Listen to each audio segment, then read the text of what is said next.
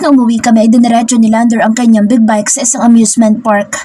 Nasa itaas iyon ng bundok. Nung bata pa ako ay sikat ang parke na ito pero sa pagdaan ng panahon ay naluma na. Hindi na ito pinupuntahan ng mga tao at ang playground na gustong gusto ng mga bata ay nasira na at ang iba naman ay kinalawang na at delikado na para laruin ng mga bata. May ilan pa rin namang namamasyal sa lugar na ito pero madalas kung hindi grupo ng kabataan ay mga magkasintahan na namamasyal at gusto lang ang tahimik na paligid.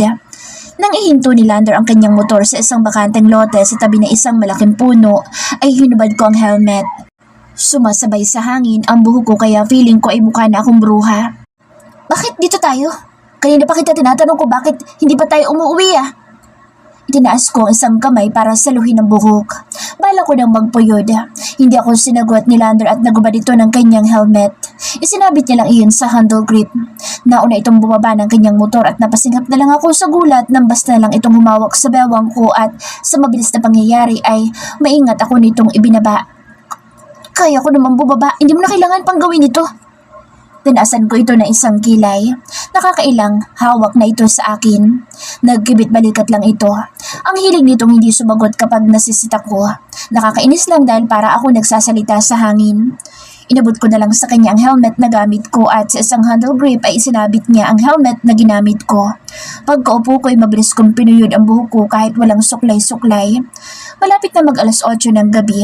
Nakaupo kami ni Lander sa bench na gawa sa kahoy at nasa gilid naman ang kanyang big bike habang nakapatong doon ang binili nitong pagkain sa Jollibee drive-thru. May milk tea din at shawarma kaya marami iyon kung kaming dalawa lang ang kakain. Napadaan kasi kami kanina doon. Itong si Lander naman ay basta lang bumili. Kahit hindi ako nito tinatanong ay para bang alam na nito ang paborito ko.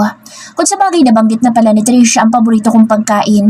Ewan ko lang dito sa laki ng katawan mukhang hindi masasayang ang pagkain sa kanya. Ayoko mang isipin pero para kaming nagde-date sa ilalim ng puno sa gabing ito. Ayoko na nga mag-isip ng kung ano-ano, nakakahiya lang. Baka isipin nito ay pilingera ako. Baka kasi nagugutom lang kakahintay sa akin. Aba, kasalanan niya iyon dahil hindi ko naman siya inutusan. Maganda ang pwesto namin dahil nakaharap kami sa magandang syudad. Kahit gabi na ay maganda ang tanawin dahil sa mga ilaw sa ibaba, kasabay pa noon ang malamig na hangin. Here. Napatingin ako sa inabot sa aking shawarma. Bigla ako naglaway. Hindi pa naman ako ganoong kagutom dahil may kinain naman ako sa party ni Drew pero hindi ganoon karami ang kinain ko dahil nahihiya ako. Hindi rin ako masyadong makakain dahil panay ang kwento ni Bea. Thank you. Hindi na ako tumanggi pa. Paborito ko ba naman ang iaalok nito? Nagsimula kaming kumain at wala kaming imikang dalawa. Ang awkward lang. Hindi dahil ayokong kasama si Lander kundi ang tahimik lang namin. Bago pa maubos itong kinakain ko ay binasag ko na ang katahimikan. Bakit hinintay mo pa ako? Hindi ka ba umuwi? Tumingin sa akin si Lander at inisangkain ang shawarma. Gusto kong mapanganga sa ginawa nitong pagkain. Ubos na agad ang kanya samantalang ako ay wala pa sa kalahati. Gusto ko lang. Hindi humihiwalay ang mata nito habang umunguya. Segundo kaming nagkatitigan at saka ko iniba ang tingin ko. Ito na naman kasi ang dibdib ko. Parang may mainit na humahaplos kasabay ng tiyan kong parang kinikiliti. Ibinaba ko ang kinakaing shawarma. Pwede magtanong sa'yo? Hindi ko ito nilungon kahit alam kong sa akin pa rin nakatutok ang mata nito. Of course. Feel free to ask. Humugot ako ng hangin at kumakabog ng malakas ang dibdib ko pero gusto ko itong tanungin. Total naman, nandito na rin. Uminom ka muna. Napatingin ako sa inabot nito sa aking milk tea. Nakatusok na rin ang straw. Thank you. Humigop muna ako ng milk tea saka ako nagsalita. Sino ka ba? Napalingon ako dito nang hindi agad ito sumagot. Nakatitig lang si Lander habang nakaawang ng bahagya ang labi na mukhang nagulat sa tanong ko. Saglit lang iyon at umayos ng pagkakaupo at inilagay pa nito ang kaliwang kamay sa sandalan ng kinaupan ko na para bang naging komportable bigla. Good question. I'm Lander Griffer. But I am more comfortable being called by my real name, Tito Pogi. Nagtaasan ng kilay ko sa sinabi nito. May pagkamayabang din palang isang ito. I'm 27 years old and proud to say I'm single and ready to mingle. Sabay tingin ito sa akin na may kasamang pagkindat. Nangiyang ito. Mabilis kong binawi ang paningin ko at ang shawarma ang kinain ko. Mas gugustuhin ko pang ubusin ito at nang makauwi na kaysa makipag-usap sa kasama ko. Matagal-tagal na rin ako single. I'm not sure. 1 or 2 years ago na siguro. Hindi ko matandaan. Hindi rin kasi nagtatagal ng mga nakarelasyon ko. Hanggang pa-flings-flings lang ako. Napatawa pa ito. Nakasabangot ko itong sinagot. Hindi ko naman tinatanong. Naasar tuloy ako habang humihigop ng milk tea. Gusto ko lang i-share. Baka kasi gusto mong malaman at nahihiya kang itanong. May pangising-ngisi pa nitong sagot. Napahigpit tuloy ako sa paghawak ng pagkain ko. Kapal mo naman. Pagtataray ko sa kanya. Hindi ko na lang sana ito tinanong. Parang walang magandang isasagot dahil puro kahanginan lang sa katawan. Ano pang gusto mo itanong? Willing naman ako magkwento ng buhay ko. Exclusive lang para sa'yo, Tina. Napaawang na lang ang labi ko sa mga pinagsasabi nitong si Lander. Hindi na, sarilinin mo na lang yung buhay mo. Tumawa lang ang buwisit. Itinoon ko na lang ang pansin sa shawarma. Gusto ko na talaga itong maubos na para makauwi na. Baka kung ano namang kahanginan sa katawan ng ilabas nito. Mabuti na lang din ay hindi pa ito nagsasalita kaya naubos kong kinakain. Ganoon na rin ang milk tea at talagang sinamot ko na. Alam mo ba? Gusto ko na magyosi pero naalala kita. Baka bigla kang lumayo. Lalayo talaga ako sa'yo, Yossi boy. Sumangot kong sagot sabay tayo. Sino ba matutuwang makaamoy ng usok ng sigarilyo? Where are you going? Hindi ko na ito sinagot dahil hinahanap ng mata ko ang tapunan ng basura. Tina! Nang makita ko iyon sa dulo ay naglakad ako. Pagtapon ko ay nagpagpag ako ng kamay. Paharap na ako pabalik sa kinauupuan namin na mutik na mabunggo ang mukha ko dahil sa malaking katawan na nasa harapan ko. Lander! Gulat ko. Magtatapon din ako. Gigilid sana ako pero napanganga na lang ako sa bilis ng kamay nito nang i-shoot ang basurang pinagkainan niya na basta lang ibinilog na parang papel sa trash can. Hinula nito ang mata ko na gulat. Basic pa lang yan. Sabay kindat dito sa akin.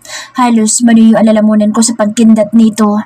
Pinagtitripan na naman ako ng taong ito. Napakayabang. Umalis ako sa harapan nito at nilagpasan na nakakainis na si Lander. Nakakabuisit pala itong kasama. Binalikan ko ang gamit ko sa upuan. Gusto ko nang umuwi at baka hinahanap na ako ng pamilya ko. Kinuha ko ang cellphone sa tote bag at ngayon lang sumagi sa isip ko na baka marami akong message. Hala, napasinghap na lang ako. Ang daming missed calls at mga text message. Si Bea at Crystal iyon at ganoon na rin si Drew. Hindi ko agad sila naalala dahil kay Lander. Mamaya ko na lang sila sasagutin at baka mag-hysterical ang mga kaibigan ko. Sa ngayon ay gusto ko na lang na umuwi. Uwi na tayo. Hinarap ko si Lander na ngayon ay nagpapausok na ng sigarilyo. Agad kong tinakpan ang ilong ko. Kahit kailan talaga ay ayaw na ayaw kong usok ng sigarilyo. Palapit ito sa akin pero naglagay ito ng distansya. Kakainin mo pa yan. Nguso ni Lander sa Jollibee na nakapatong sa big bike nito. Umiling ako. Busog na ako. Are you sure? Ang konti ng kinain mo. At sa tingin ko rin ay hindi ka naman nabusog sa children's party na pinuntahan mo. Anong children's party? 25 na kaya si Drew. Nagsalubong ang kilay ko at itinaas ang laylayan ng suot kong damit para ipantakip sa ilong ko dahil tumatagos ang usok sa daliri ko. Naglakad ito pa kanan at ilang di pa rin ang layo. Mabuti naman at napansin niyang hindi ako natutuwa sa pagyoyosi-yosi niya. Hindi kayo bagay nun. Ano? Halos mapanganga ako sa sinabi nitong kabaliwan. Tumaas ang sulok ng bibig nito. Sinasabi ko sa'yo, hindi kayo bagay nun. Tumayo ako ng tuwid at napabitaw ako sa ilong ko. Hinawakan ko ang tote bag ko na nasa balikat ko ng mariin. Seryoso ko siyang tiningnan habang ito naman ay patuloy sa paghit-hit. Alam mo, iuwi mo na lang ako. Pero kung ayaw mo pang umuwi, pues ako na lang mag-isang uuwi. Mag-yosi ka na lang dito. Hey! Parang si The Flash na napunta agad dito sa harapan ko at isang kisap mata ay wala na sa kanya ang sigarilyo. Itinapon na pala niya ang sigarilyo ng napakabilis. Uuwi na tayo. Hindi ko na ito sinagot pa dahil nakabusangot na ako. Sa totoo lang, pagod na rin ako sa maghapong ito. Si Lander pa mismo ang nagsuot ng helmet sa ulo ko. Ang hindi pa nakain na Jollibee ay pilit na inilagay ni Lander sa tote bag ko at wala na raw kasing kakain noon kapag hindi ko pa iuuwi. Pasalubong mo na lang kay baby girl. Hindi na ako nagkomento pati niyaan na lang ito. Humarap si Lander sa akin. Ako na. Mabilis kong agap. Balak na naman niya kasi akong kargahin para sumakay ng kanyang motor. Okay. Pero dahil napakataas ng motor nito ay no choice ako kundi tanggapin ang kamay nito para alalayan akong makaupo. Kahit naiinis na ako dito ay nagpasalamat pa rin ako. Dahil hindi naman uso ang traffic sa lugar namin at sa mabilis na pagpapatakbo ni Lander ng kanyang motor ay 15 minutos lang ay nakauwi na kami. Mabuti na lang at sarado na ang tindahan ni Aling Marites. Wala na rin tambay pero may ilang tao ang naglalakad pa uwi. Pagbaba ko ng motor ay humakbang ako palapit sa gate namin luma at tinawakan ko iyon. Nanginginig ang kamay ko dahil yun kay Lander. Thank you. Nagpasalamat ako dahil sinamahan niya ako hanggang makauwi nang walang nangyayaring masama sa akin. Ilang oras din ito naghintay at pinakain niya pa ako at may pa-take home pa. Kahit puro tattoo itong si Lander. Teka, bakit lagi kong nadadamay ang tattoo nito? You're welcome. Ingat ka sa pagtulog. Have a sweet dreams, baby. Parang kinilitaan tiyan ko sa pagtawag na naman sa akin ito ng ganoong endearment. Pero pilit ko itong inignora. Baka malaman ito at sabihin pang feel na feel ko. Dami mong alam, Yossi boy. Bye! Mabilis na akong tumalikod at walang lingon-lingon na binuksan ko ang gate sabay pasok. Narinig ko pang tinawag ako nito pero hindi ko na pinansin. Parang timang lang. Paano mag-iingat ako sa pagtulog? Hindi naman ako naglalakbay. Bungutin ba? Ewan ko sa kanya. Papa! Nagulat ako na makita ko nakaupo sa bangkito si Papa habang nagkakape dito sa tapat mismo ng pintuan. Agad akong yumuko para magmano. Bakit ngayon ka lang?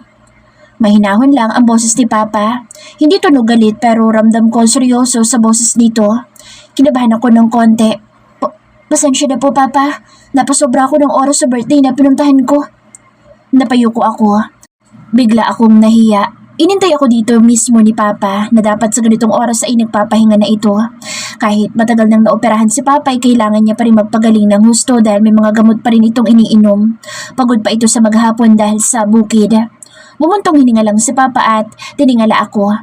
Wala namang masamang nangyari sa'yo? Napataas ang 2 kilay ko kay Papa. Po? Wala po Papa. Hindi rin po ako uminom dahil bawal pong alak. Masaya lang po akong nakakwentuhan sila Bea at Cristel. Mabuti naman at ilatid ka na maayos ni Lando. Lando? Ilang segundong nag-loading ang utak ko bago ko na-realize kung sinong Lando ang tinutukoy ni Papa. Si Lander iyon. Paano niyo po? Ang kaba kong naramdaman ay dumoble na. Biglang nalamig ang kamay ko. Sinabi po ni Lander sa inyo, Papa? Sorry po, hindi ko agad nasabi ang paghatid sa akin ni Lander. Nakasuyo ako sa binatang iyon. Ang sabi ko, kung wala siyang ginagawa, kahit ihatid ka na lang sa pupuntahan mo. Hanggang pag-uwi rin pala'y sunundo ka. Literal na napanganga ako. Nawala ang kaba at panlalamig ng kamay ko. Pa, pumasok ka na sa loob at nang makapagpahinga ka na. Sa tingin ko'y tulog na ang mama at pamangkin mo. Tumango ako. Sige po, tulog ka na rin po, Papa. Uubusin ko lang itong kape ko at aakyat na rin ako. Nagpaalam na ako kay Papa. Pagpasok ko sa loob ng bahay ay inilabas ko ang pagkain na pinauwi sa akin ni Lander. Hindi ko na iyon makakain pa kaya inilagay ko na lang sa ref at bukas ay iinitin na lang. Pwede pa naman iyong kainin. Naghapunan na rin naman na ang magulang ko dahil may konting tira sa rice cooker at meron pang tirang ulam na ampalaya na may itlog. Umakyat na ako sa kwarto at inilapag ang gamit sa itaas ng cabinet. Kumuha ko ng tuwalya para makaligo na. Pakiramdam ko kasi ang lagkit-lagkit ko na. Pagkatapos kong maligo ay nagbihis na ako ng pajama. Pagkahiga ko ay saka ko hinawakan ng cellphone ko. Sunod-sunod na messages at notifications ba naman ang sumalubong sa akin. Halos maghang pa. Kapit ka lang, hindi pa ako mayaman para mapalitan ka. 3 taon na rin ang cellphone ko at kahit ilang beses nang bumagsak ay ayos pa rin. Naghahang na nga lang kung minsan pero carry pa rin naman. Hindi naman ako maluho sa gadget dahil hanggat gumagana at nagagamit pa yung walang problema. Hindi ako nakikiuso sa iba na panayang upgrade ng phone. Sa bagay may pambili sila. Ang 2 kaibigan ko na sila Bea at Cristel ay yayamanin at palaging updated sa bago mga latest na gadget. Taga sana all lang naman ako palagi sa kanila. Deserve nila ang ganoong bagay. Nag-reply ako sa chat ni Bea pero wala pa 1 minuto ay tumawag ito kaya sinagot ko agad. Hello, Tina Ledesma. Malakas na boses ni Bea. Hindi naman ito galit pero mukhang nagtatampo dahil sa tono ng boses nito. Hey Bea. Hindi ito agad sumagot pero ilang saglit lang ay sumigaw ito kaya napalayo ko ang cellphone sa tenga ko at baka masira ang eardrum ko. Diyos ko! Alam mo Tina, gustong gusto ko tang kurutin sa singit. Hiniyaan ko muna ito sa kanyang nararamdaman.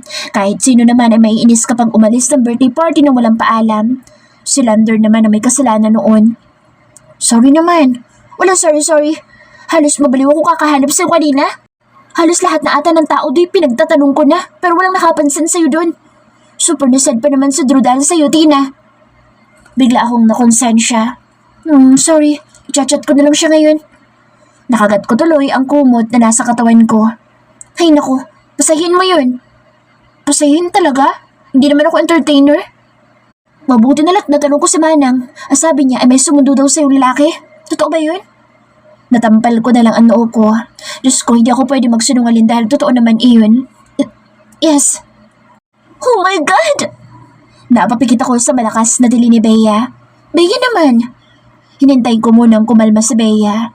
Hindi ko alam kung yung tili niya ba ay kinikilig o kontra dahil sa nalaman. Gosh, paano na si Drew? Oh well, alam kong hindi lahat ay pwedeng pilitin kung wala talagang pag-asa. Pero Tina naman, ang gwapo daw sabi ni Manang eh. Kalala mo nga? Uy, sundo ko lang yun. Anong pinagsasasabi mo dyan? No. Sabihin mo sa akin yan. Sa ayaw sa gusto mo. Panguutos pa nito. Whatever. Nasabi ko na lang na pinasundo yun sa akin ni Papa na kapitbahay. Dahil totoo naman. Pero hindi na ako nagdugtong pa ng kung ano-ano dahil ayoko ng mahabang usapan. Ayoko rin na malaman nito ang tungkol kay Lander. Basta ayoko lang. Pagkatapos namin mag-usap ay si Drew naman ang minessage ko. Hindi ko na sinagot ang tawag nito. Basta chat na lang. Ganon din naman iyon. Thank you so much for the wonderful birthday gift. I'm truly grateful for your thoughtfulness and generosity. It means a lot to me that you took the time to choose something so special. Your gift has made my day even more memorable, and I can't thank you enough. You're an amazing, sweet friend, and I feel lucky to have you in my life. Thank you again for making my birthday extra special. Mahaba ang message nito bilang pasasalamat dahil sa regalo na walang iba kundi ang mug. Simple lang naman iyon at mumurahin pero ganito magpasalamat si Drew. Nakakataba ng puso. Mabait talaga ito. Pwede na siyang magjowa o mag-asawa dahil mabait ito. Pero hindi ako syempre. Bahala na siya sa buhay niya na maghanap ng ibang babae. Hindi ko na binasa ang ilang messages. Inaantok na rin ako. Pero nakita ko ang isang message ni Sputnik Ranger. Binuksan ko iyon at binasa. Good night. Sweet dreams, pretty Tina. At may isa pang message. Baby. Nawala ang antok ko dahil nagising ang diwa ko sa message na iyon mula kay Lander. Pa-epal naman to. Hindi ko siya nireplyan. Kahit kailan ay hindi ko pa siya nag-chat man lang. Bahala siyang damuho siya. Kahit puyat ako ay maaga pa rin ako nagising. Sino ba naman ang hindi gigising na maaga kung may makulit kang pamangkin na sobrang ingay? Hey! May Tita Tina! Good morning! Masaya pa sa Trisha habang nakabungad ang mukha sa akin. Hawak pa nito ang kanyang paboritong teddy bear na si Mikmik. Morning. Papungas-pungas pa ako. Wash ka na, Tita Tina ko po. Aga pa. Inaantok pa talaga ako pero bumangon na ako. Hurry up! Hurry up! Baba ka na dun. Susunod na lang ako. Umiling sa Trisha. No, Lola told me to wake you up, Tita Tina. And then we will go downstairs together. Ganon? Tumayo na ako at bumaba ng kama. Nakasunod pa rin sa akin ang bulilit. Eat na po breakfast. Lola and Lola's waiting. Hindi ako sumagot sa pamangkin ko na tuloy-tuloy lang sa pagsasalita. And also, Tito Pogi. Napahinto ako sa paglakad at napaharap sa pamangkin ko. Ano sabi mo? Nakatingala at inosenteng sumagot sa Trisha. Tito Pogi. Well, wait po siya. Well, wait siya? Pag-uulit ko, biglang bubilis ang tibok ng puso ko. Opo, eat po siya. Mabuti na lang at bata ang kaharap ko ngayon dahil kung matanda pa ay tsak mapapahiya pa ako dahil naging asyumera ako. Tiyak kaya nandito si Lander. Ay hindi, Yossi Boy pala. Ay dahil niyaya ito na magulang ko para mag-almusal at hindi sa kung ano paman. Hindi na ako nagtagal sa pagbanyo. Nagpalit lang ako ng damit. Nakapajama pa rin ako pero nagsuot ako ng v-neck. Hawak ang kamay ni Trisha ng kamay bumaba. Kahit dapat ay normal lang na paglalakad ay bigla akong nailang. Sa magulang kong nakatingin sa akin at kay Yossi Boy na nakakainis makatingin.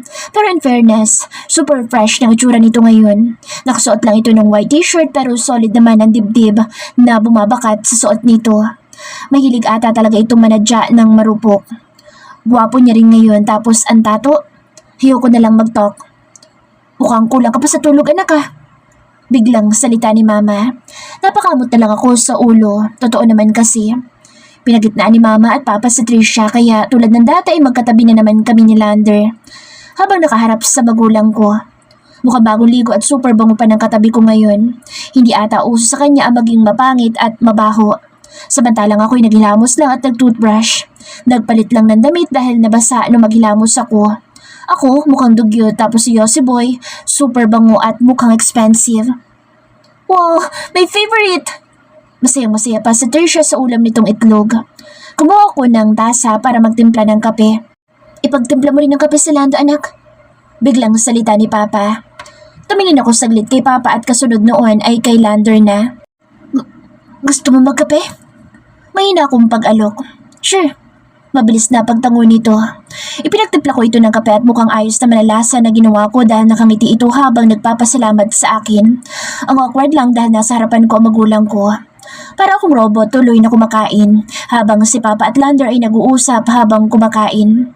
Panaka-naka naman na sumasabay si Mama sa kanila habang kumakain at sinusubuan sa Tricia. Ako naman ay lumilipad ang kaisipan. Maginoo at mapagkakatiwalaan ka talaga, iho. Bihira lang ang ganyang klaseng tao sa panahon ngayon. Kaya nagpapasalamat ako sa iyo dahil maayos at iningatan mong nakauwi ang bunso kong anak. Pananalita ni Papa. Napatingin ako sa Papa ko na genuine ang pagkakangiti. Parang hinaplos ang puso ko. Hindi ganito si Papa sa ibang tao o mas lalo na sa lalaki. Alam ko naman iyon dahil babae ako at ayaw na magulang ko na mapahamak ang anak nila. Wala pong anuman, sir. Sagot ni Lander. Napatingin ako kay Lander na tuwid ang pagkakaupo. Ngayon ko lang napansin na sa bukod ang ganda ng katawan nito ay kakaiba ang kilos nito na para bang nag-training bilang sundalo. May trabaho ba ito? At kung meron man, ano kaya? Tambay lang kasi ito dito na bagong salta. Hindi kaya tattoo artist siya? Daming tattoo eh. Pero wala naman siyang hikaw sa tenga. Siguro sa mga susunod na mga panahon ay malalaman ko rin. Ba't ba ako masyadong naku-curious kay Yossi Boy? Nakakainis kaya ito kagabi pa. Pagkatapos kumain ay ako na ang nagligpit ng pinagkainan para maghugas ng pinggan. Si Mama naman ay inakyat na si Tricia sa itaas dahil paliliguan na. Si Papa naman ay nasa sala at nanonood ng TV kasama si Lander na mukhang feel at home na. Kahit na nakabukas ang TV ay mukhang hindi sila nanonood na dalawa dahil may mga usapan silang hindi ko alam. Mahina lang iyon na para ba mga seryosong usapan. Naging busy ako sa kusina. Total naman ay linggo ngayon kaya wala masyadong ganap. Pagpapahinga lang at bonding naming pamilya. Kung nandito lang sa Atatanya ay tsak mamamasyal kami sa mall. Bihira lang makauwi ang kapatid kong iyon. Ang last na uwi nito ay 3 buwan na ang nakalipas. Nanginayang din kasi ang kapatid ko na panay ang uwi. Ang pamasahe niyang pauwi ay pinapadala na lang para pandagdag gastos. Hindi ko ripot si Ate Tanya. Matipid lang, lalo na at may anak na pinapagatas. Umakyat ako sa kwarto para maligo. Pakiramdam ko kasi ay ang baho ko. Nakakahiya pa at nandito sa ibaba si Lander. Hindi naman kami nag-uusap pero naiinis ako sa mga tinginan niya sa akin. Pagkatapos kong maligo ay nagsuot ako ng jogger at sando. Nagpahid ako ng sunscreen at lotion dahil mainit ang panahon. Nasa kwarto ko sa Tricia dahil nagkukulay ito sa kanyang coloring book. Ako naman ay humiga para mag-scroll sa Facebook. Nagulat ako nang pumasok si Mama sa kwarto. Anak, tawag ka na Papa mo. Bumangon ako. Bakit po? Sabahin mo daw si Lando. Lando po, lola ko? Pagkukorek pa ni Tricia.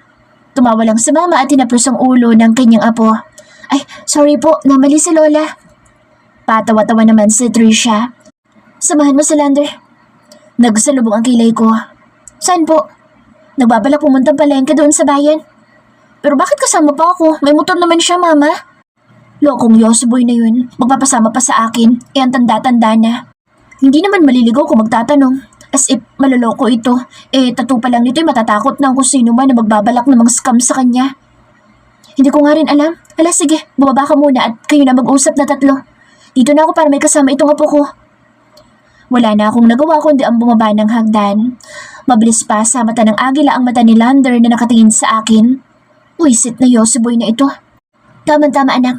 Wala pang tanghali. Makakabili pa kayo ni Lando sa palengke doon sa bayan. Ako pong kasama?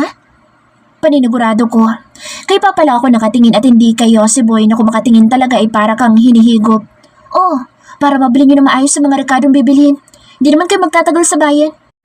Tumango na lang ako bilang pagsang-ayon. Bumalik ako ng kwarto para magpalit ng malaking t-shirt. Nagpuyod na lang ulit ako ng buhok dahil mainit ang panahon. Nagpaalam na lang ako kay Mama na aalis na ako. Hinilikan ko sa pisngi sa Tricia. Pagbaba ko ay wala si Papa at Lander sa sala kaya lumabas na ako sa bahay. Nasa gate na si Papa at nakaharap palabas kaya naglakad ako palapit dito. Mabutit nandito ka na. Napakamot ako sa ulo. Alam ko ang tonong iyon ni Papa. Naiinip sa paghihintay. Nilakayan ni Papa ang gate para makalabas ako. Nakaparada ang big bike ni Lander habang nakaupo ito at suot na ang kanyang helmet. Your helmet? Itinaas ni Lander ang isang helmet na katulad ng suot niya. Ito rin ang isunuot ko kagabi. Napalunok ako at inabot iyon. Mag-iingat kayong dalawa. Opo, Papa. Tudulungan ako isuot ni Papa ang helmet. Hinayaan ko na lang na gawin niya iyon. Nakaangat ang kanang kamay ni Lander para alalayan ako sa pag-upo ko sa likuran nito. Nagbabayaw kay Papa habang si Lander naman ay sumaludo dito. Matipid na ngumiti si Papa habang tumatango. Humawak ako sa likod ng t-shirt ni Lander para pang suporta nang simulan na nitong paandarin ang motor. Nakatanaw lang si Papa habang palayo na kami. Ang bango talaga ni Yossi Boy. Nakakainis. Put your arms around my waist and come closer, baby. Nanlaki ang mata ko. Anong baby ka dyan? Tumawa lang ang buwisit. Ang kapal ng apog nito. Kapag kausap ang magulang ko'y magalang at seryoso pero kapag kami ay lumalabas ang pagkaloko-loko. Pagkarating namin sa dry and wet market ay marami ang tao dahil siguro linggo ngayon at kahit patanghali na ay hindi nauubusan ng mga tao. Pero hindi agad kami nagtungo doon dahil naghanap ng mapaparkingan sa Lander. Mabuti na lang may katabing police station ng palengke. Pagkahinto ng motor ay maingat akong ibinaba ni Lander. Gumilid ako habang pinaandar ni Lander ang kanyang motor at nang bumaba ito ay lumapit ito sa nakatayong pulis. Pinapanood ko lang si Lander sa kausap nitong pulis. Nagulat pa ako nang biglang sumaludo ang pulis sa kanya. Kinusot ko ang isang mata ko kung tama ba ang pagkakakita ko. Maya-maya pa may tinawag sa loob ang pulis at may lumabas na 3 pulis habang ang nangunguna roon ay mukhang hepe. Kilala niya ang kapulisan dito? Mahina akong salita.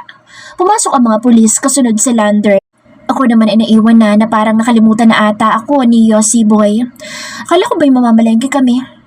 Naiinis tuloy ako habang nakatayo. Wala pa naman akong dala na kahit na ano, maski ang cellphone ko ay iniwan ko sa bahay dahil chinarge ko. Tina! Napalingon ako sa boses na tumawag sa akin.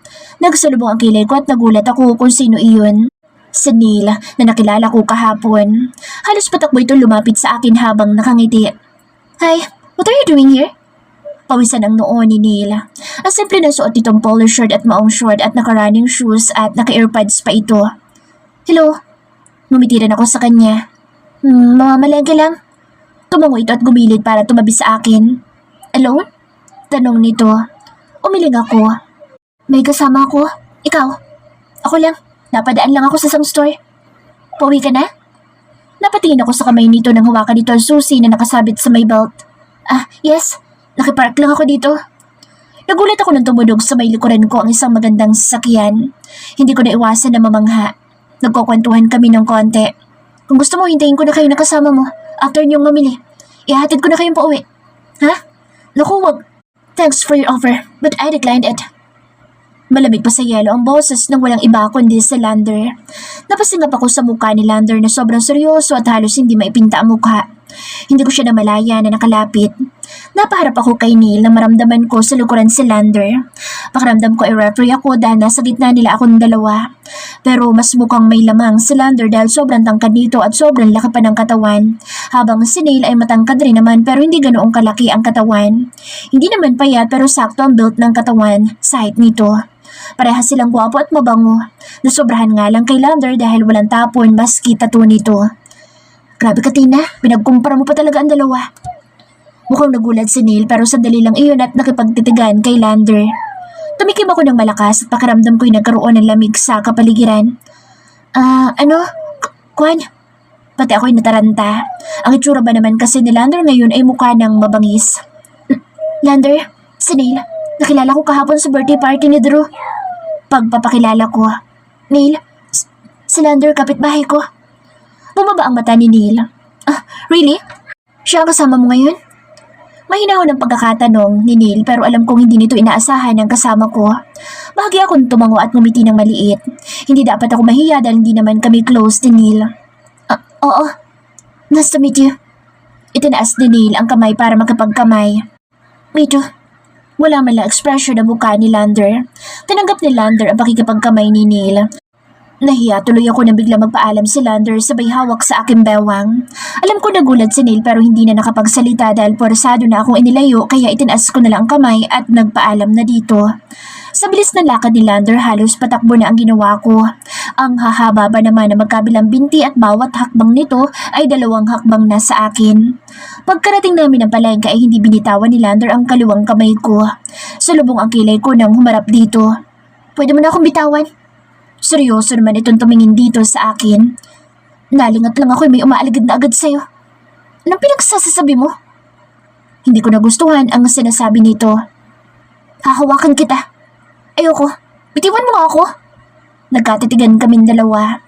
Ako rin ang unang bumawi dahil mukhang hindi magpapatalo itong si Lander. Kanina pa mabangis sa mukha nito. Umabagay pa sa tattoo nitong dragon sa braso.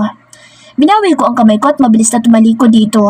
Nauna ako maglakad, dire-diretso at walang pakialam sa paligid. Pero ganoon na lang ang gulat ko na may subulpot na kargador na may pasang mga gulay sa balikat. Napapikit ako at tinintay kung masasaktan ako kung babagsak ba sa akin ang mga gulay pero ilang segundo lang iyon at nang mapadilat ako'y nakayuko na ang kargador dahil nakababa na ang daladala nitong mga gulay habang may nakayakap naman sa bewang ko. Pasensya na po, hindi ko po kayo napansin ma'am. Alinlangan ang mukha ng lalaki na mukhang bata pa pero batak na ang katawan dahil sa pagtatrabaho.